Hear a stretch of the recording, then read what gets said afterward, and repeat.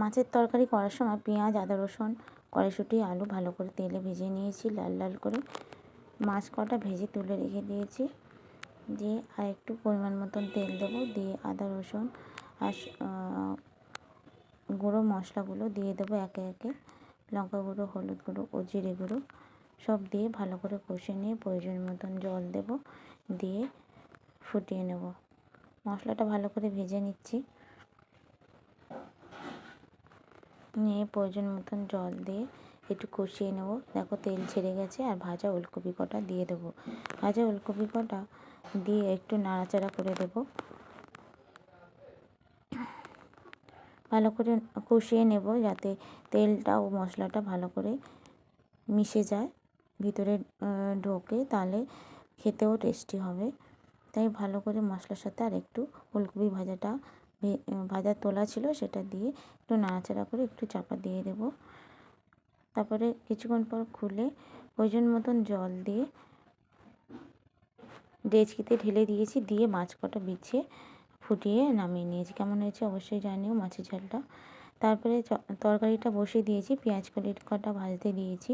দিয়ে আমার ওলকপি শিম ভাজা ছিল, আর গড়ি কচু একটা ছিল, আর ওলকপিও ভাজা ছিল, সেটা দিয়ে আরেকবার আলু আর ওলকপি দিয়ে তার সঙ্গে নাড়াচাড়া করে সব রকম মশলা দেবো, কাঁচা লঙ্কা বাটা এবং লঙ্কা, হলুদ ও জিরে সব দিয়ে নাড়াচাড়া করে লাল নোটে ডাঁটাগুলো দেবো, প্রয়োজন মতন অল্প পরিমাণ নুন দেবো, দিয়ে নাড়াচাড়া করে ভালো করে মশলার সাথে ভেজে নেব। ভালো করে ভাজা হয়ে গেলে একটু চাপা দিয়ে দেব।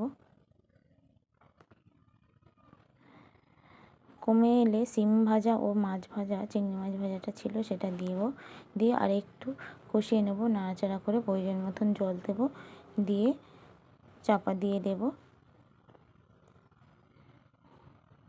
দিয়ে ফুটে গেলে তারপরে নামিয়ে নেব। এইভাবে করবো। এবার মাছের তেলটাও আদা, রসুন, পেঁয়াজ ভালো করে ভেজে নিয়ে মাছের তেলটা দিয়ে একটু নাড়াচাড়া করে দেখো তেল ছাড়তে শুরু করে দিয়েছে। আর বেশি তেল দিইনি পেঁয়াজে, অল্প তেলে দেখো মাছের তেলটা ছাড়তে শুরু করেছে।